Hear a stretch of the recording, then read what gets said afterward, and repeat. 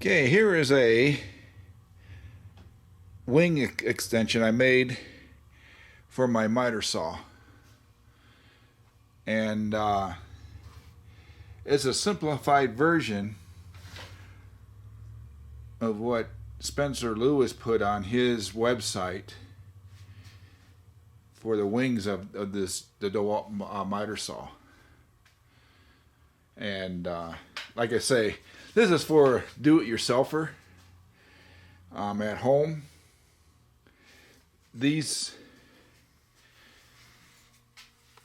things right here really don't give you that much support as far as being an accurate wood or for a stop. You have to, and for you to do anything with them, you have to do measurements all the time, and you have to take out your tape measure, cut, if that's what you want, then cut again. So it takes you 2 or 3 attempts to get it right the first time. So they're okay if you're going to be framing, making decks, stuff like that. But when you're doing cabinetry work and inside finishing work, molding and stuff, these aren't good enough. So, how did I make this? Also, when you set this saw up, it has to be to the right hand side. You can't do this on the left hand side, because when you cut your angles, the pivot point is right where my little finger is, right where the saw blade and this washer meet. That point right there is where when you pivot this, the pivot point is right there, and they designed it to right where it's on the inside of this blade, not on this side. So if you set this up out here on the left hand side and you go do your miter cuts, you're going to be the kerf of your blade is going to be off by the kerf of your blade.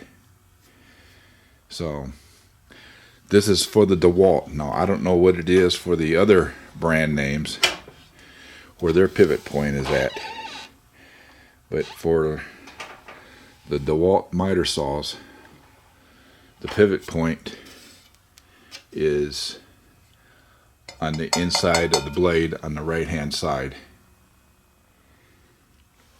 That's where you have to take all your measurements from. Roger. So, okay.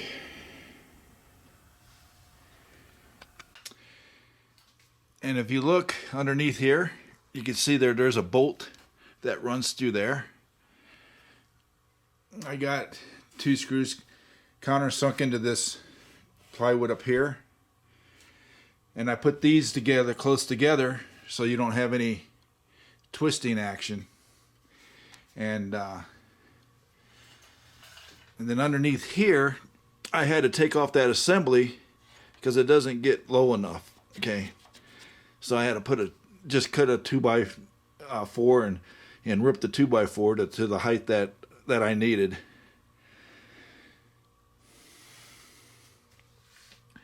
So, but these things are spot on. All you do is just get it to where you need it. But this is made out of hickory. Since I'm using hickory to build my cabinets, I had a couple of boards left over, and since it's a pretty dense hard wood, I went ahead and used it. I don't know. I probably would have used something different, something a little thicker maybe. Like I don't know, whatever doesn't warp. But this is what I had on hand for the length. So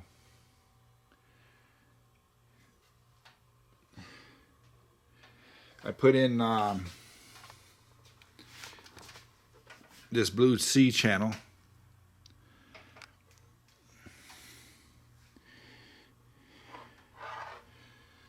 Okay, so without any further ado, let's go see how I made this thing. Oh, one other thing too, when you set this up, there's only one measurement you need to do, and then once you make this one measurement, you don't need to bring out your tape measure at all for this. What you do to set this tape up, you know, you're going to be 12 inches here. You need something longer than 12 inches, a framing square. You just lower your saw. Okay, you lock your saw down. You take your framing square, and you're going to run it in against your saw blade. Okay, just tap your saw blade. Okay. Put it against the fence here, make sure it's square. Okay. Now, if you see this measurement right here on the outside, there's my 24-inch mark. Now you could see that it's a little bit more than 24 inches than what my square is. That's because when you do your test cut, when you lay down your tape, and you put this that 24 inches right there at the edge of your framing square, or ever what square you're using, you have to use a square. When you do your test cut, you know you're going to be about 1/8 of an inch, 1/16 of an inch short. That's because you're not taking account of the thickness of the teeth blade, of the kerf of the blade. So when I did my cut, I was 23 and 7/16. That's because I'm not against the teeth of the blade. I'm just against the outer thing of the blade. So you have to do a test cut and then adjust it from there. So it's not going to come out 24 inches your first cut. So don't get disappointed.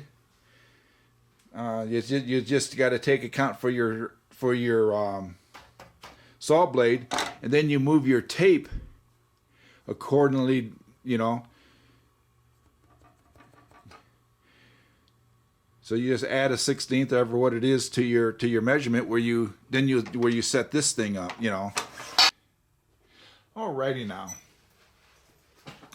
What we're going to be doing today is, for my saw right here,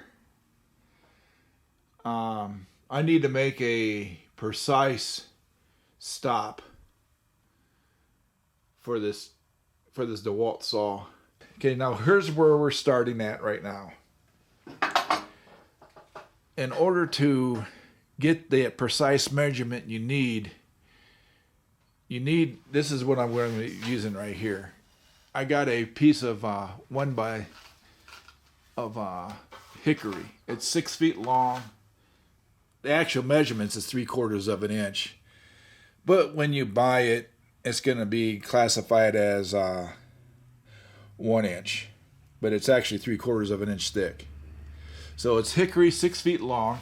And I went ahead and I tongue and grooved it right there. Okay? That's got to be cleaned up. And the reason I tongue and grooved this piece on right here is to give it rigidity, you know, to give it some rigidity. And I'm also going to, on this one piece, mount this T-tracks on that side, and we'll get to that point later when we get to that point. Okay, so that's what we're going to be doing. Okay, what I first did was to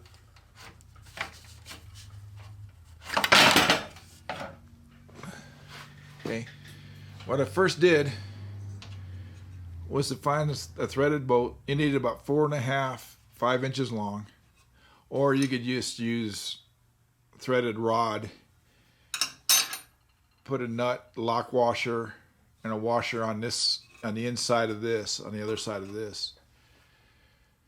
Okay, this prevents the wing or the stop from moving laterally. Okay, and the next thing I did, take another one of these mounting brackets, and what you want to do is to butt it up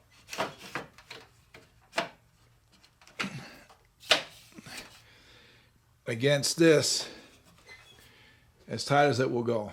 Okay, now you want to build up your block of wood from this point to this point. Okay, what I did, you could probably use a 2x4, but I happen to have some plywood that 3/4 inch plywood that I glued together to make 1.5 inches. This lip, I add another 1x right there, and what that does, this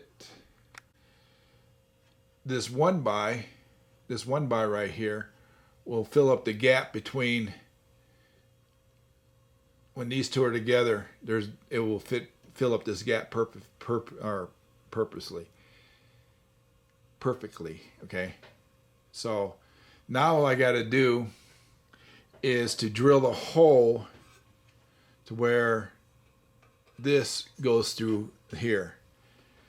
And what I did was run this screw up against here, tap it with my fist, and I got indentation. Now all I got to do is take this to the drill press and drill the hole. Okay, so I mangled up this hole here so that nut could fit into here. So you have to oversize your hole, and I had to use a chisel and a bigger drill, but I eventually got it. Okay, slid it in. Okay, this is tight. It's tight over there, and this board is now one piece to this. Okay, so now what we're going to do is take this piece of hickory, and we're going to mount the end, and we're going to screw it onto here with countersunk screws.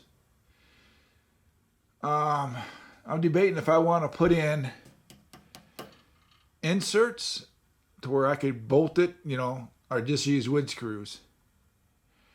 I might just put in inserts, and that way, and countersink my head of the bolts, and that way I could keep I think I'll do that. Yeah. So I'm going to go ahead and put some inserts in here, and we'll go from there.